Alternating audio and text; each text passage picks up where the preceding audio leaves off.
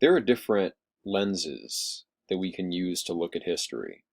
We can look in terms of material factors, like the position of the United States as a global superpower. Is that because we are well positioned geostrategically with two oceans surrounding us? Is it because we have lots of good farmland? Is it because we have oil reserves? We have a naturally relatively high IQ population? Um, is it genetic materialistic factors? Or is it something that doesn't reduce neatly into a set of physical interactions? Is it something cultural? Is there something about our collective habits that allows us to succeed and innovate in ways that other equally high IQ populations have not been able to do? Culture does seem to have some kind of attribute that is greater than the sum of its parts. Cultures stick together when you absorb some cultural elements. Other cultural elements often follow. So we do see something like biomes, where there will be a cultural region or a whole network of interrelated habits persist, and then you cross a threshold and a new network of interrelated habits persist. This may partly be because these habits evolve in connection with one another, and you can't just swap out, um, say, an architectural practice and maintain the practices of the nuclear family. Perhaps the architecture of the home and the family structure and the relationship with the extended kin and all of the various factors that go into culture, perhaps all of them are bound together by some kind of unifying factor that is more than merely materialistic. You can look at modern American culture in these terms. And the question of what is American culture is an interesting one. Is there one unified culture in the United States? Many people would say that white Americans don't have a culture. There's a culture for Black Americans, a culture for Mexican Americans, and these various groups. But what about white Americans? They come from various European countries, but it's so mixed up, it's hard to really identify. Sure, there are places in Pennsylvania or New York or really throughout the country where you'll find the Pennsylvania Dutch, German settlers, the Amish, who maintain cultural habits that are pretty neatly defined. Like you can tell who these people are, or they're Jews who live in upstate New York or Pennsylvania, Hasidic Jews living in their own kind of neatly defined cultural identities. But what about the general white American culture? How can we analyze that? Well, there are four major dialects. There's coastal Southern, the kind of deep South, backwoods accent. There's the Northeastern accent, and there's the Midwestern accent. Of course, a blend of some of these in different regions is also something. And particular islands off the coast of Massachusetts or whatnot will have idiosyncratic speechways that don't fit into one of these four broad categories. But these four broad dialects do have origins that are evidently cultural. They result from four large migrations that happened during the colonial period. There were settlers as far back as 1609, before the Puritans ever arrived, from different places, from the Netherlands, from England as well, but not representing any one tightly defined cultural group, more independent-minded people going their own way. That was the early kind of exploration settlers. But then in 1629, we had the arrival of the Puritans, in that they did come en masse. They came primarily, they came from all over England, but primarily they came from the historical region of East Anglia. That is a flat land for the most part compared to the rest of the terrain of England. And they were influenced by the Dutch to a large extent, because that was their trading partners. East England faces the Netherlands. East England was the first region to industrialize, and the tendency was tightly integrated townships, and not an overly exaggerated hierarchical dimension in the way that you had in the south of England, where more of these old blood nobility operated vast estates in more of a hilly kind of terrain. In East Anglia, these flatland townships had very well defined social relations, but they were a very large middle class, and there were different degrees of that middle class.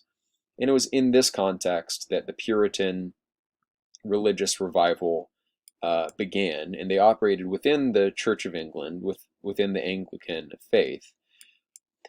But they were always a problem, demanding too much of the kind of more pragmatic nobility, enforcing their conception of the Anglican religion. The Puritans took the Bible too seriously, perhaps, and they expected our lives to actually conform with these biblical precepts. So they were true believers, they were dedicated moralists, and hardworking people who were largely responsible for the beginning of the Industrial Revolution. This region is where the Industrial Revolution really took off, which is not quite true. In all honesty, the Netherlands is where the Industrial Revolution took off, but they don't get the credit for it because the British beat the Dutch. So, they came from East Anglia, and they were persecuted by the Anglican Church during that decade of the 1630s. So beginning 1629, large numbers of Puritans came over, mainly middle-class Puritans paying their own way. Not many poor, and not many...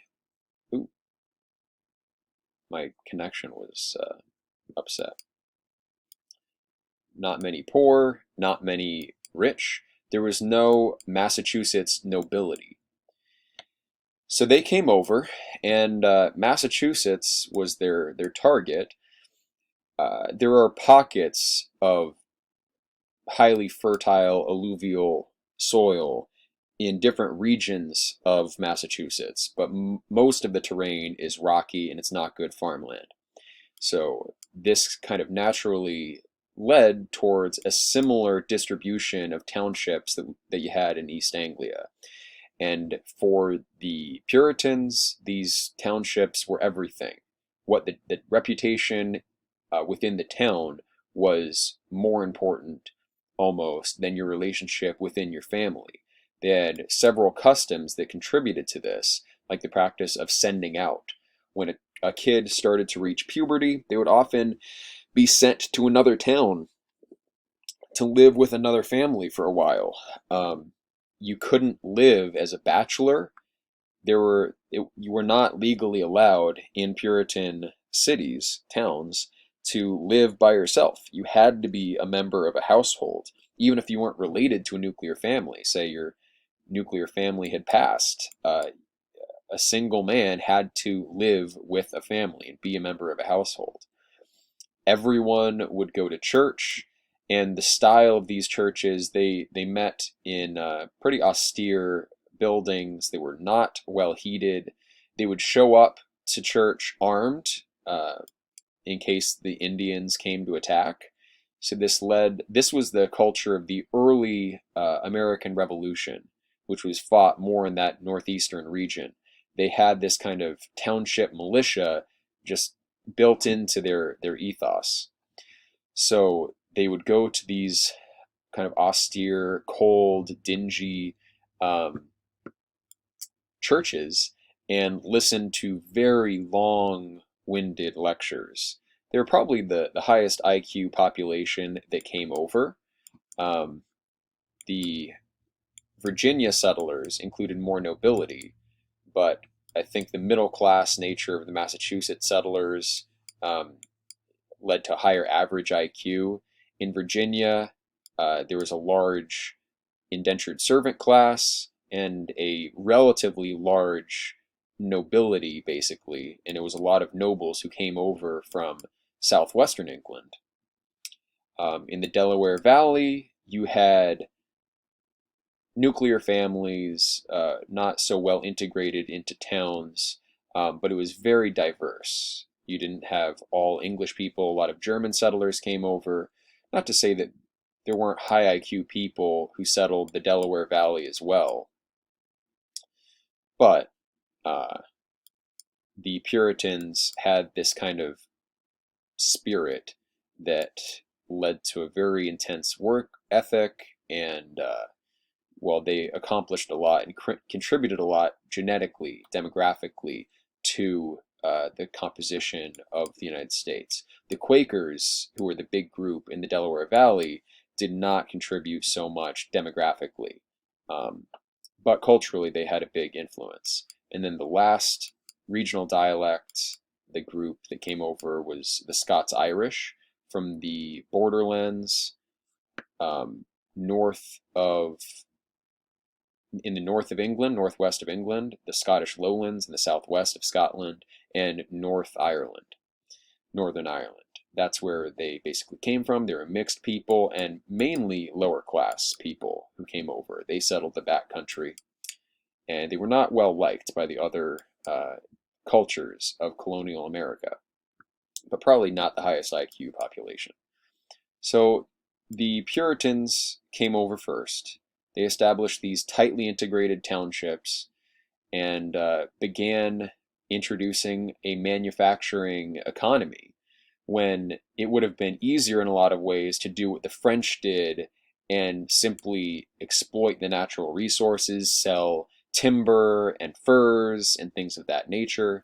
But the industrious Puritans began a manufacturing economy, and that led to, well, the beginning of the industrial behemoth of the North that ultimately was influential in the results of the Civil War and so many other things. So I'm getting this from David Hackett Fisher's book, Albion Seed. So here's the Wikipedia page for that. His basic thesis is that there are 4 major American cultures that came over in these different migrations from different regions of England, from East Anglia to Massachusetts with the Puritans, from the south of England to Virginia, the Chesapeake Bay, the Cavaliers, that's that relatively large nobility that actually moved, and they moved over during a persecution by Puritans. The Puritans had gained power by the 1650s and 60s, and a lot of the nobility who were dedicated Anglicans, high church Anglicans, came over to the Chesapeake Bay and set up these large estates, and that's where most of the slaves were as well during the colonial period. And then from the North Midlands, which is this region of England, came the Quakers. And the Delaware Valley was settled by a large number of different peoples of different cultural backgrounds, but similarly, like pietist, Protestant, like aligned with Quaker values, largely Germanic populations. So when we look at like the populations in Pennsylvania, a lot of that, well, obviously there's a lot of Pennsylvania Dutch, but the Quakers and different German groups settled that kind of Pennsylvania backcountry. Although there were also the fourth group, the Borderlands people, to the broader backcountry, and the Scots Irish just went absolutely everywhere. So it's a good book. David Hackett Fisher is very scholarly in his approach, and yeah, he analyzes these different cultures in terms of all sorts of different ways, and it's neatly organized. So he'll cover one group in broad outline, one culture in broad outline, and then cover the speech ways, building ways, family ways, marriage ways, gender ways, sex ways, child, all of these various categories. So definitely something to look into if you're interested in these four major cultures. I believe they still have an impact. There's still a kind of causal relevance to these four major cultures, even though most Americans don't have that founding colonial stock blood. Many of us do, more than you would think, I believe, have it at some, traceable level. I know I probably do. But regardless, even though demographically we're not mostly English, these four major English cultures are the patterns of life that have evolved in four parallel tracks, basically. So first the Puritans, and then as they were being persecuted by the Puritans once they came in power, Lord Berkeley was granted this massive swath of territory in the Chesapeake Bay, and he basically engineered the culture of the coastal South in the image of southwestern England, with its large estates, its tightly controlled peasant populations. They did not value universal literacy at all. They wanted a highly educated nobility and a completely ignorant peasantry. And that's the model that they duplicated. The Puritans did not believe in a classical education. They believed in literacy, universal literacy, so that everyone could read the Bible. And they believed in, critical thinking, so that you could listen attentively to these long lectures. But it wasn't a similar situation in Virginia. They wanted hands on the land. And the gender ratios were also very different. Whole nuclear families mainly settled Massachusetts. In the Chesapeake Bay, you had a lot of single men. The nobility would bring their families, and you had a lot of single men who, many of them obviously were not able to reproduce in Virginia, and that was supplemented by African slaves who were brought over mainly into this region. That's also because the slaves that did exist in the Northeast did not fare as well. The blacks were better adapted to the conditions of the Chesapeake Bay, and the conditions of the Chesapeake Bay were not as salubrious for the whites who settled there. There were much higher mortality rates in Virginia, and their attitudes towards death, I think, even reflected this kind of culture where you could expect simply to lose your wife one day or your child, and there was a kind of acceptance and fatalism that came with that. Whereas that was not as much of a feature. That kind of being driven by fate wasn't so much accepting the natural order as accepting the inevitability of God's progress, the kind of Whiggish progress through history of the true church. And they saw themselves, it was inevitable. Their life was an extension of an inevitable kind of fatalistic process, but not in the same way. The Virginia colony was more attuned to the rhythm of the land because everything was about agriculture as well. So they had to be attuned to the seasons to a greater extent. Their whole economy was exploitation of these cash crops, which were grown on these vast estates. The settlement patterns would be large estates surrounded by little shanty towns where the workers lived. So they were mainly Anglican. The Massachusetts settlers were mainly Puritan. And the next group to come over were the Quakers, and they came over starting the late 17th century, very early 18th century. And the Quakers, the Quaker movement, began in the English Midlands, the northern Midlands, which was a hilly terrain it's the Highland of England. And also, just a point on the demographic distribution within England, the southern the southern nobility of England had greater ancestry from the Anglo-Saxons. And so, like Thomas Jefferson, who was a Virginia settler, identified very strongly with the Anglo-Saxons. The Puritans had a greater ancestry from the Danes, who established the Danelaw in that region of England. Wessex never fell to the Danes, and so there was a greater Danish admixture. Perhaps the kind of nasal accent of the Northeast is partly having to do with Danish speech customs as well as with Dutch speech customs, whereas the western part of England was more insulated. So the southern accent was a regional accent, a lot of it, including things that we now identify as Ebonic customs, like leaving the verb to be in the infinitive, like we be going, or things of that nature. That was a custom among the nobility of southwestern England during the 17th century. And of course, they changed those speech customs, but colonial cultures are often highly conservative. Whatever the situation was when the colony was founded back in their homeland, they tried to keep those ways going. And that was certainly the case with the Puritans, Virginia settlers. They tried to maintain the culinary habits as well. The culinary habits in Virginia were more highly developed. The Puritans were more Spartan in their fare. But yeah, the Puritans had a greater admixture of Danes, and the northern Midlands were also influenced by the Danes partly, but as well they had an additional influx of Viking ancestry. When the Vikings were raiding England, they hit the north much more harshly, and there's a greater genetic admixture of that Norwegian, Swedish, also Danish stock. But yeah, the culture in the northern Midlands, they were economically depressed.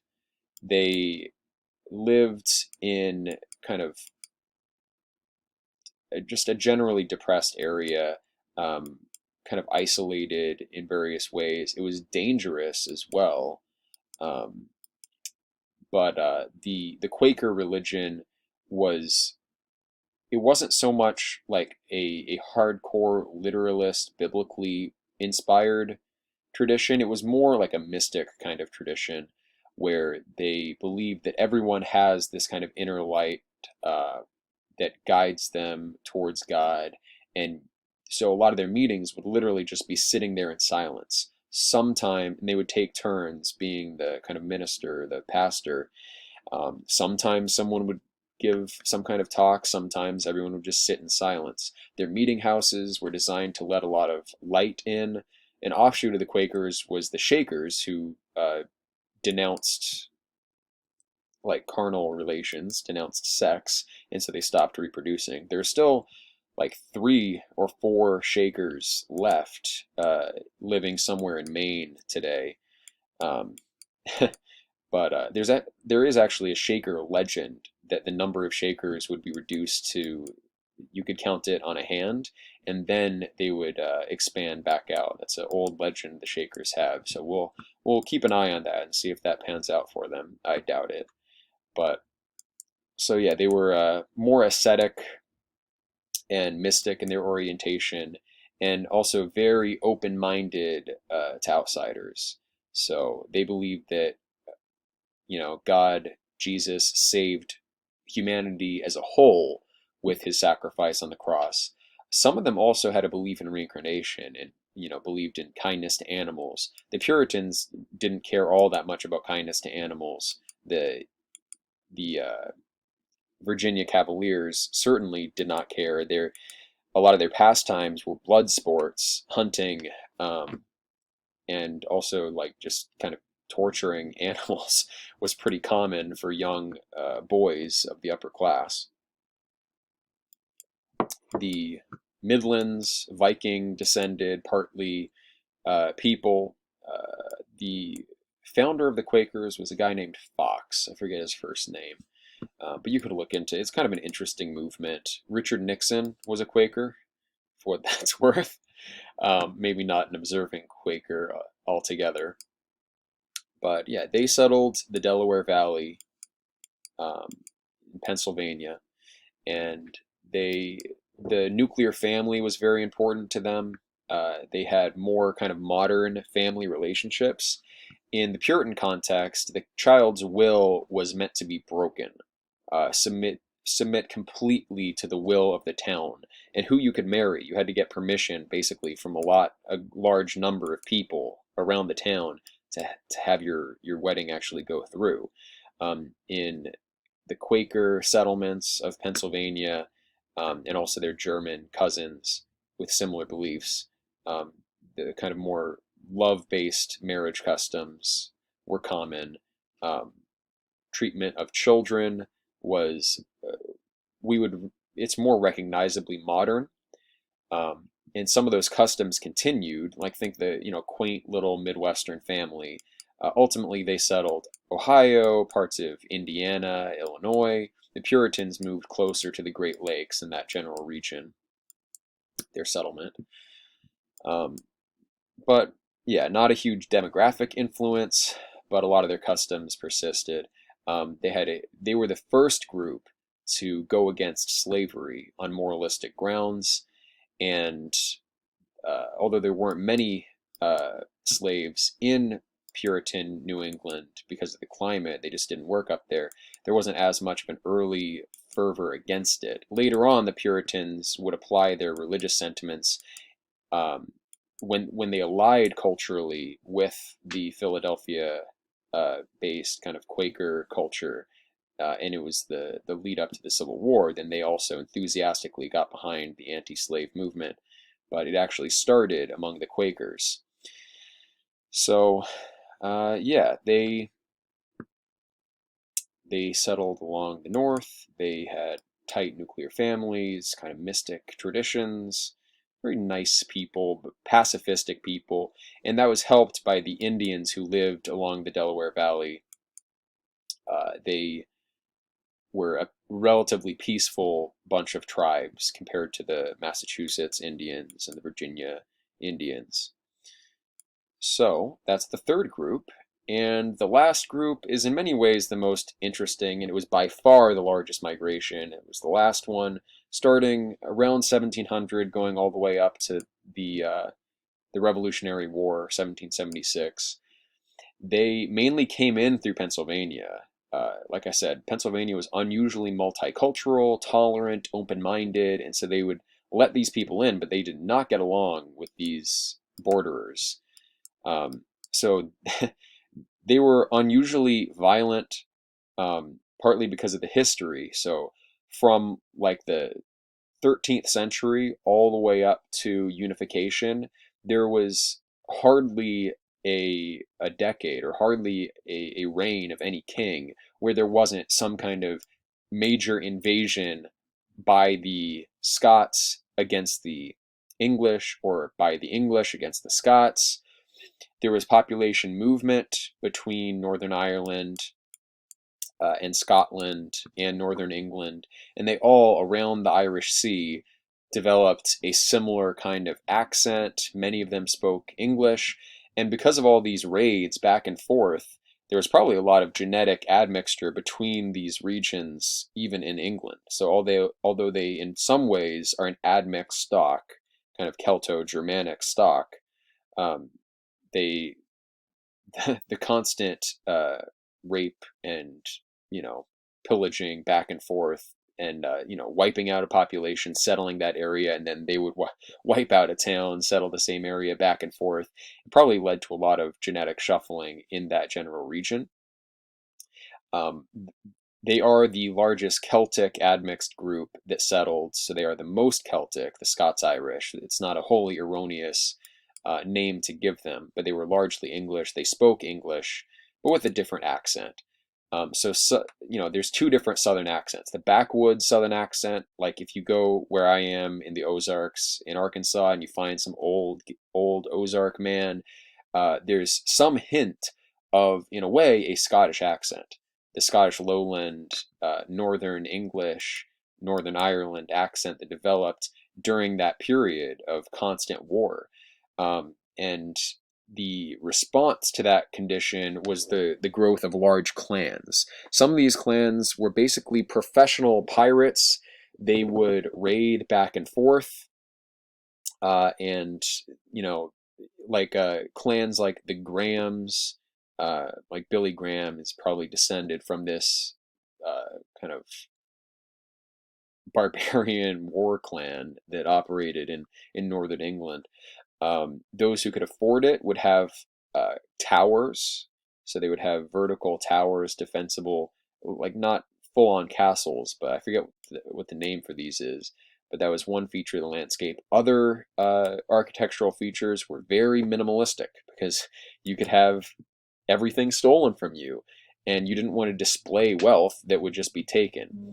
There was very low rates of literacy, and it was also extremely unequal. There were a lot of absentee landlords. Like, what English noble would actually want to live in the borderlands? They owned all the land and rented it out, and they were relatively secure in their position. The serfs, that is, or the tenants on the land, because in order to defend their property, they needed the tenants to be there because it was so violent. But after unification, around 1700, I forget the exact date, England came in and tried to establish order. And in the absence of these constant military conflicts, the war bands, the clans, could no longer get away with what they were doing. They could use the fog of war to maintain their kind of illegal, kind of shadow government or informal governmental structures, clan, and they had like lex talionis, the kind of rule by retaliation, and like the famous clan disputes of the backwoods. Like there's one in particular that everyone knows about, the historical. I'm going to look it up on Google real quick. Historical Clan War America. Let's see. The McCoy, the Hatfield and the McCoy. That was very much in the spirit of these Borderlands clans. And the Hatfield and the McCoys, the actual conflict began over a dispute of ownership of 2 pigs. That's how, and more than 20 people were killed over several years in that exchange. But it was a very different culture from any of the 3 preceding cultures. More highly Celtic in its admixture, more poor. So after unification, these criminals could not make it in the borderlands, and so they had, some of them were expelled to the colonies, some of them voluntarily came, and it wasn't just the criminals who came over. The normal peasant population of the region just found it less hospitable, because after things calmed down, the the tenancy situation was not as secure, and the wealth actually became more unequal as things became more peaceful, and large landowners started monopolizing everything, and they didn't want an established tenant class. Now, when many, like 200,000, that was by far the largest migration of people, 200,000 or more came over during the 18th century, to first, usually through Pennsylvania, into the Appalachian region, down into the kind of Highland South, which is this whole region all the way through here, and then the Southwest as well, ultimately to California. Yeah, so they yep, they came in large numbers, and the nobility started kind of being concerned about this, but it wasn't a controlled flow of migration. It wasn't an intentional mission like it was for the Puritans, or like a centrally planned noble society like that envisioned by Lord Berkeley. It wasn't, yeah, and similarly, a kind of religious mission for the Quakers. These were really just refugees, and that's the majority of the genetic stock of American ancestry. If you're from the Northeast and you have British descent, you're probably more Puritan, but even then, it's a relatively small percentage. Um, a lot of the genetic stock of that original English colonial period is Scots Irish, the borderland people. And culturally, they were more accepting of innovation, but they maintained those kind of minimalistic structures like the log cabin, the kind of shanty, very primitive dwellings. That was a factor that was carried over culturally. It was not just them settling a virgin land and trying to make it with what they could. That was just how they did things. They maintained these clan structures to a large degree. There was a high degree of inequality. There was actually more inequality in the backwoods than there was in the coastal Virginia settler Southerners. Um, but there was less cultural distinction between classes. Everyone basically treated each other as equals.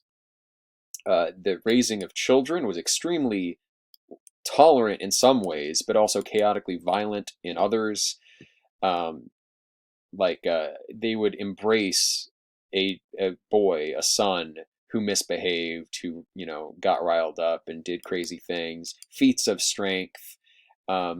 Think like these kind of Irish legends, Celtic legends of their war heroes. It was that kind of ethos, and they were just wild people. Many of the children who were born were conceived prior to marriage, although it was a great affront to a family if a daughter was impregnated and then abandoned. And so if you got her pregnant, it's like the origin of the shotgun wedding. You were going to marry that girl, or else there was going to be this kind of lex talionis, retributive justice enforced on you by the clans. Um, so yeah, highly unequal in distribution of wealth. A lot of squatters. Most people would live in these kind of makeshift settlements in the backwoods on somebody else's land, and most of the land was owned by vast holders. Some of whom still lived in England.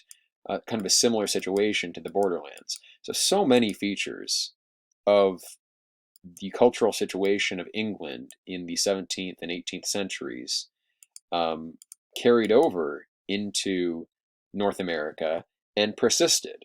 And voting habits also can be reliably predicted according to these customs that persist in these various regions. So, yeah, I just wanted to share some of those points. There's a ton more information in that book, Albion Seed by David Hackett Fisher. I would recommend. I listened to it personally. I am able to do that